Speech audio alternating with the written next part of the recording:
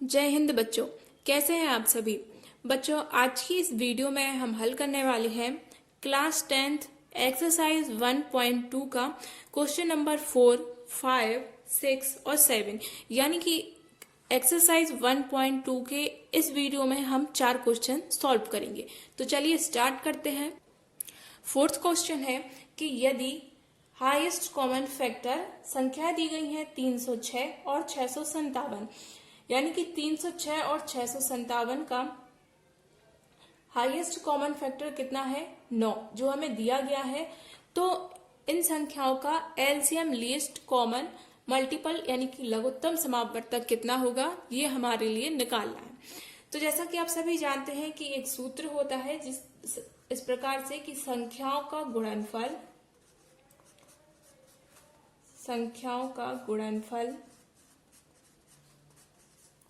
कौन सी संख्या है, जो दो संख्याएं हमें दी गई हैं जैसे कि 306 और 657, तो इनका गुणनफल गुणित HCM मल्टीप्लाई LCM, यानी कि जो संख्याएं जिनका लघुत्तम और महत्तम हमें दिया गया है या फिर निकालना है, उन संख्याओं का जो गुणनफल है वो बराबर होता है उन संख्याओं के महत्तम समापवर्तक और लघुत्तम समापवर्तक के गुणनफल के।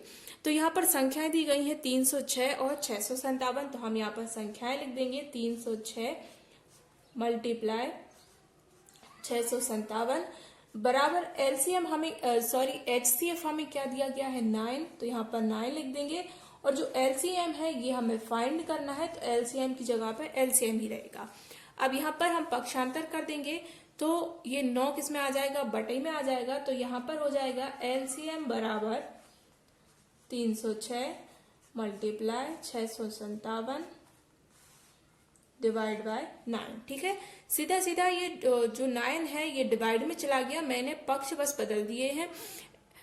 अब यहाँ पर हम इसको सॉल्व करेंगे तो ये हो जाएगा 9 एकम 9, 9 तिरी 27 और 9 चौके 36। तो ये कितना हो गया 34 गुणित 657।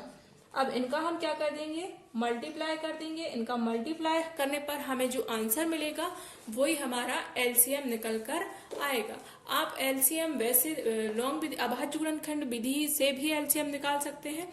यहाँ पर हमने इनका मल्टीप्लाई किया है तो ये हो गया है 22,338। 22,338 जो हमारा आंसर हो गया है। Least common factor least common multiple जो आ रहा है, यानी कि लघुत्तम समापवर्तक संख्या 306 और 657 का जो लघुत्तम समापवर्तक है वो आ रहा है 22,338। ये हो गया सूत्र विधि से। यदि आप चाहें तो आप अभाज्य गुणनखंड विधि से भी लघुत्तम समापवर्तक निकाल सकते हैं, जैसा कि हम सामान्यतः निकालते हैं। अगला प्रश्न है 5वां प्रश्न। प्रश्न इस प्रकार से है कि जांच कीजिए कि क्या किसी प्राकृत संख्या n के लिए संख्या 6n यानी कि कोई घात लगी हुई है 6 के ऊपर, अंक 0 पर समाप्त हो सकती है। सबसे पहले आपको हमें कमेंट करके ये बताना है कि प्राकृतिक संख्या क्या होती है। अब हमें कमेंट करके इसका आंसर जरूर दीजिए। अब यहाँ पर चलिए हम जांच करते हैं। देखिए, अगर जो 6n संख्या है 6n, तो यहाँ पर n की वैल्यू 1, 2, 3, 4 कुछ भी हो सकती है। ठीक है, 6 के ऊपर किसी भी संख्या की घात है तो वो क्या है 0 पर समाप्त हो सकती है। उनके कहने का अर्थ यहाँ पर यह है। ठीक है, तो हम क्या लिखेंगे, यदि संख्या 6n 0 पर समाप्त होगी, 0 पर समाप्त होगी,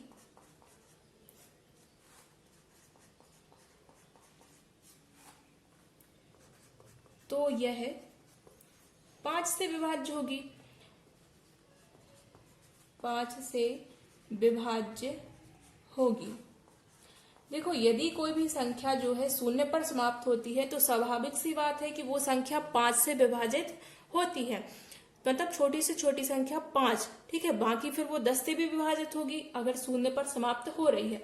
तो यहाँ पर ये यही कह रहे हैं कि अगर 6 के ऊपर हम किसी संख्या की घात लगा दें, तो इनके कहने का है कि 6 के ऊपर हम किसी भी संख्या की घात लगा रहे हैं और उसको जब हम सॉल्व करते हैं, हल करते हैं, तो वो 0 पर समाप्त होती है, यह सिद्ध करना है। तो हमने क्या मान लिया कि मान लीजिए कि शून्य पर समाप्त हो रही है, तो संख्या क्या होगी, 5 से भी विभाजित होगी, क्योंकि इकाई अंक शून्य आ रहा है और हमने विभाज्यता के नियम भी पढ़े हुए हैं यहाँ पर। यदि संख्या शून्य पर समाप्त होगी तो 5 से भी विभाज्य होगी, और अगर 5 से विभाज्य होती है तो क्या होगा कि 6n जो संख्या है इसके अभाज्य गुणनखंड में क्या आएगा, 6 आएगा।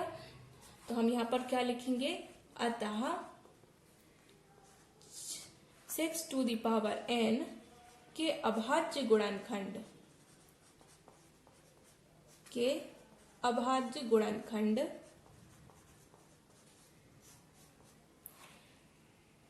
5 रहेंगे। संख्या 5 रहेंगे, ठीक है, या तो 5 रहेंगे या फिर 5 मतलब 5 संख्या उनमें होगी, इस प्रकार से अभाज्य गुणनखंड होंगे। परंतु आप खुद स्वयं जानते हैं कि यह संभव नहीं है, तो हम लिखेंगे परंतु यह संभव नहीं है।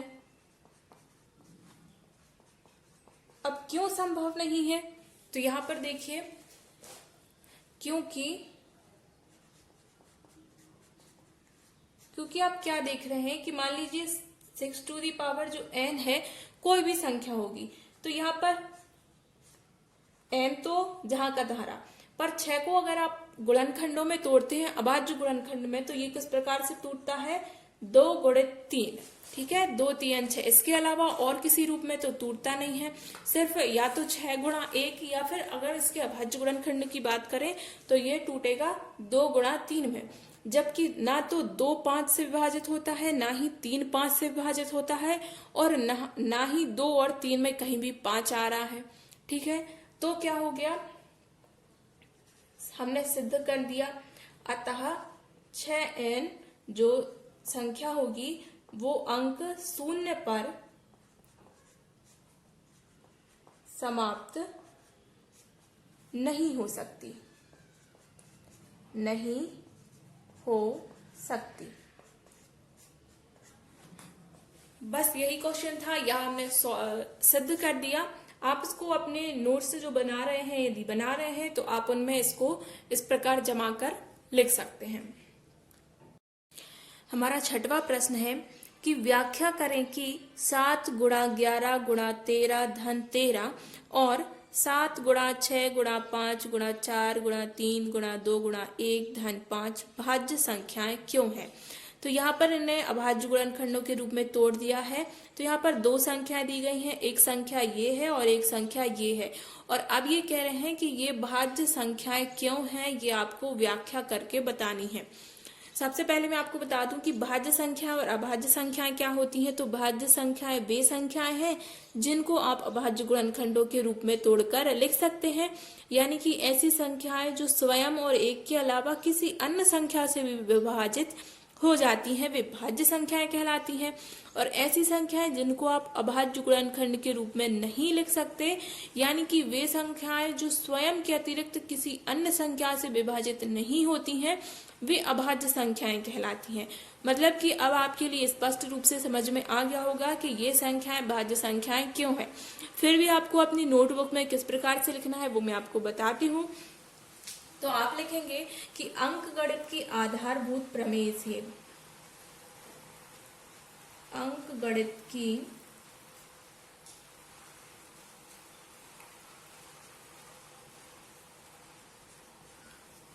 आधारभूत प्रमेय से हम जानते हैं, आप सभी जानते हैं, हम जानते हैं, क्योंकि अब आपको मैंने बता दिया है तो आप जानते हैं, इसलिए हम लिखेंगे कि हम जानते हैं कि प्रत्येक भाज्य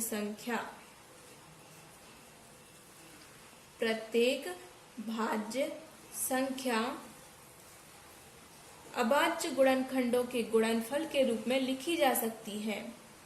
अभाज्य गुणनखंडों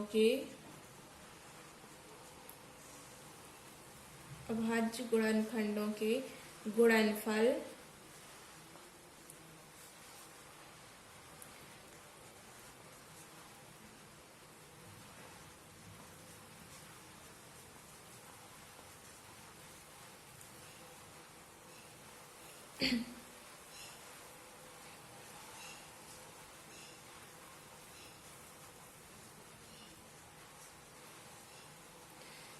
यानी कि अंकगणित की जो आधारभूत प्रमेय है वो यही कहती हैं कि अगर कोई भी भाज्य संख्या है तो वो अभाज्य गुणनखंडों के गुणनफल के रूप में लिखी जा सकती है या गुणनखंडित की जा सकती है। यहाँ पर आप कोई भी शब्द लिख सकते हैं। अतः दी गई संख्याएं कैसी संख्याएं हैं? भाज्य संख्याएं हैं। अतः दी गई संख्याएं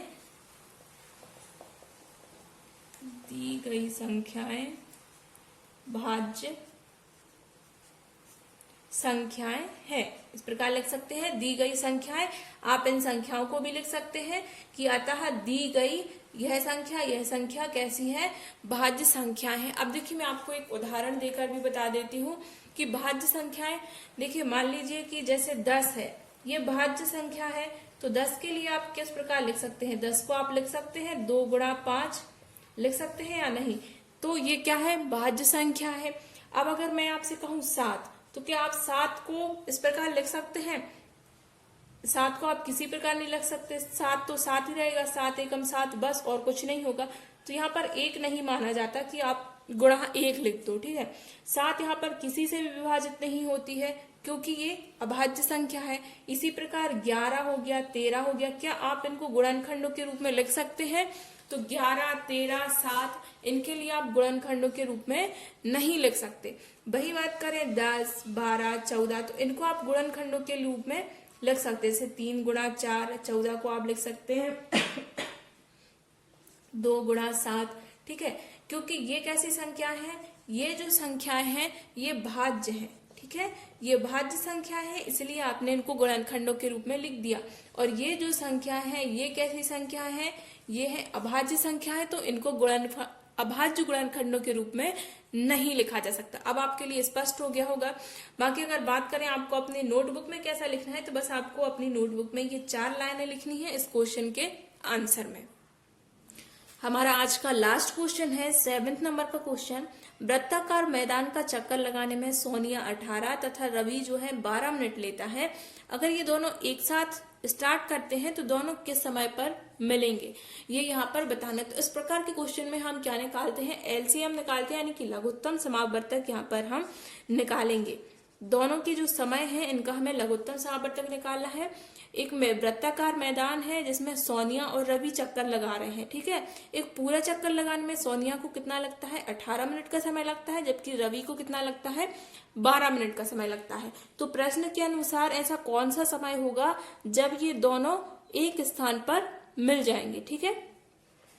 तो यहाँ पर हम एलसीएम निकालेंगे। एलसीएम हमें किस किस संख्या का निकालना है? 18 और 12 का। तो चलिए हम यहाँ पर निकाल लेते हैं एलसीएम 12 और 18 का। सबसे पहले 2 से जाएगा, 2 × 12, 2 × 18। अब 2 से फिर जाएगा, 2 × 3 = 6, चूंकि 2 का भाग 9 में नहीं जाता इसलिए 9 जहां का तहां रहेगा। अब 3 से जाएगा तो 3 एकम 3 और 3 त्रिका 9। अब फिर 3 से जाएगा 1 और 1, यानी कि पूरा हो गया। तो हमें अभाज्य गुणनखंड क्या क्या मिल गए? 2 गुणा 2 गुणा 3 गुणा 3। इनका आपस में हम गुणा कर देंगे तो ये कितना हो जाएगा? 4 × 36। तो ये हो जाएगा कि दोनों 36 मिनट पर मिलेंगे। सोनिया और जो रवि हैं वो जब वृत्ताकार मैदान का चक्कर लगा रहे हैं अपने समय से, तो जब 36वां मिनट आएगा तो दोनों एक दूसरे से मिल जाएंगे। यही होगा हमारा आंसर, 36 मिनट पर मिलेंगे। बच्चों आपके लिए आज का ये क्वेश्चन समझ में आया है या नहीं, हमें कमेंट करके जरूर बताइए। इसके साथ अपने क्लासमेट के साथ ये वीडियो शेयर करना मत भूलिए। और क्लास 10th का कंप्लीट सिलेबस कवर करने के लिए इस चैनल को सब्सक्राइब कीजिए।